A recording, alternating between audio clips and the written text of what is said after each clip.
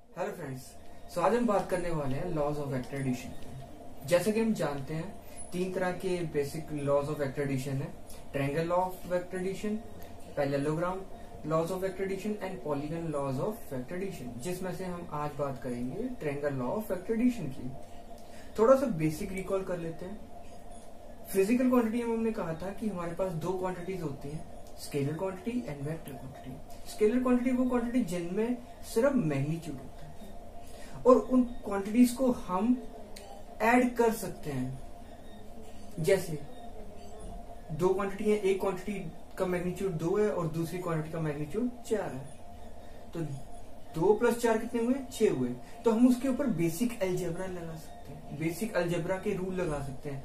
Multiplication, division, subtraction, ये सारे के सारे हम बेसिक अलजेब्रा के साथ सॉल्व कर सकते हैं। बट वेक्टर, जब वेक्टर की बात आती है उस वक्त बेसिक अलजेब्रा एप्लीकेबल नहीं होता है, वहां पे वेक्टर अलजेब्रा इम्प्लीमेंट होता है। क्योंकि हम कोई भी दो वेक्टर जिनका मैग्नीट्यूड है और डायरेक्शन है, उनको ऐड या सब्ट्रैक्ट नहीं कर सकते हैं अनलेस कि हम उसके ऊपर vector law of algebra implement ना करें।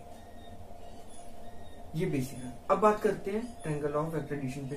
सो triangle law of vector addition क्या है? It states that if two vector can be represented in magnitude and direction by the two sides of triangle taken in the same order, taken in the same order, इसको मैं भी बताता हूं क्या।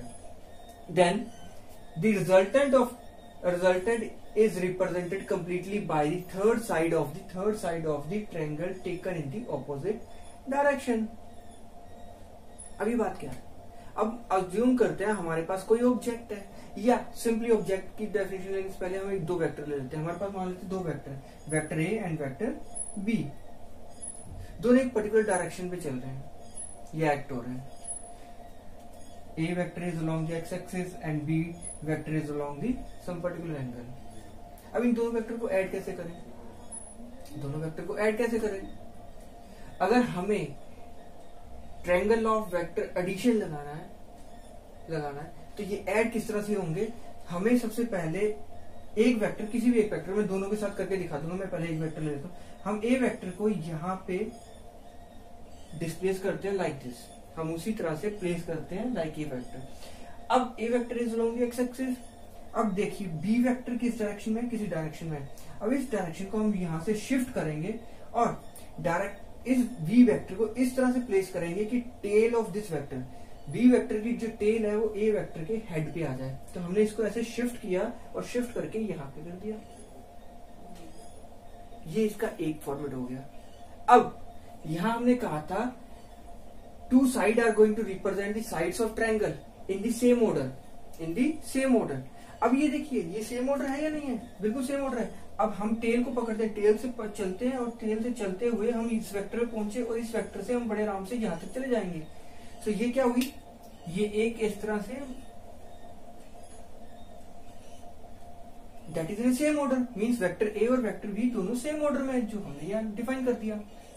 अब जो रिजल्टेंट बनेगा, आगे आते हैं। Then the resultant is represented completely by the third side of the triangle in the opposite direction. अब ट्रायंगल की जो थर्ड साइड है वो रिप्रेजेंट करेगी रिजल्टेंट को, और वो होगी ऑपोजिट डायरेक्शन में। ऑपोजिट कैसे होगी?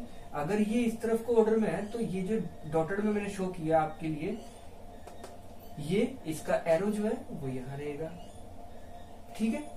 So that means that is going to behave as a resultant of the vector. अब जरूरी नहीं कि मूवमेंट को हम इसी तरह से लें। हमने ए वेक्टर को फर्स्टली पिक किया था, सेकंड फॉर्मेट में लेते हैं हम इसको, फर्स्ट वेक्टर ले लेते हैं, मान लेते हैं हमने बी वेक्टर को फर्स्ट ले लिया, मैंने यहाँ रख लिया, ठीक है। बी वेक्टर यहाँ आ गया, ठीक है, उसी पोजीशन पे आ गया। अब ए वेक्टर कौन सी डायरेक्शन में? इस डायरेक्शन में।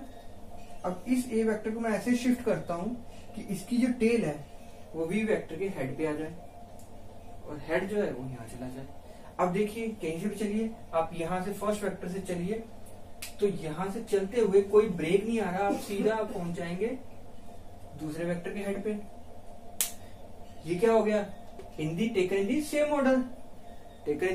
Order and resultant will be on the opposite direction.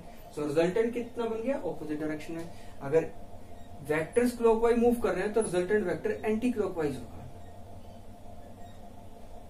ठीक है, अब इसको ऑपोजिट समझा देता हूं कि सेम ऑर्डर का मीनिंग क्या है। अब कोई ना कोई तो बोल भी सकता है, ऐसे भी बोल सकते हैं कि इस वेक्टर को मैं शिफ्ट करता हूं। मान लेते हैं पहले मैं वेक्टर लेता हूं ये वेक्टर लेता हूं, वेक्टर बी मैं यहाँ ड्रॉ कर देता हूं। मैंने वेक्टर बी ले लिया, देख लीजिए उसी डायरेक्शन में है, सेम डायरेक्शन में है वेक्टर बी, लिख भी देते हैं।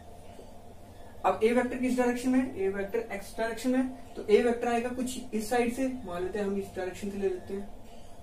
हमने इसको जोड़ दिया, दैट मीन्स कि अब हमारा हेड टू हेड कोइंसाइड कर रहा है।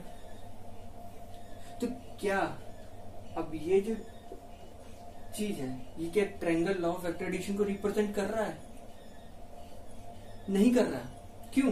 एक वेक्टर को पिक करके चलिए, फर्स्ट वाले को आप यहां से मूव करे, अब आप यहां के स्टॉप कर जाएंगे क्योंकि यहाँ पे दूसरे वेक्टर का हेड आ गया।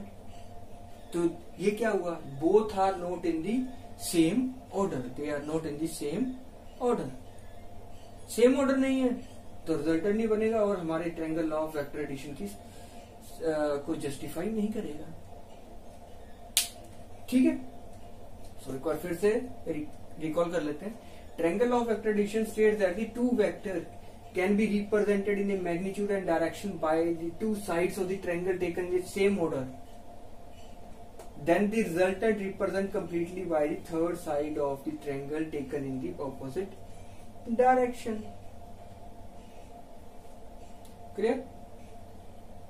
So उम्मीद करता हूँ आपको ये वीडियो अच्छा लगा हो। अगर ये वीडियो अच्छा लगा हो तो hit on the subscribe button and one like please. Thank you very much, have a nice day.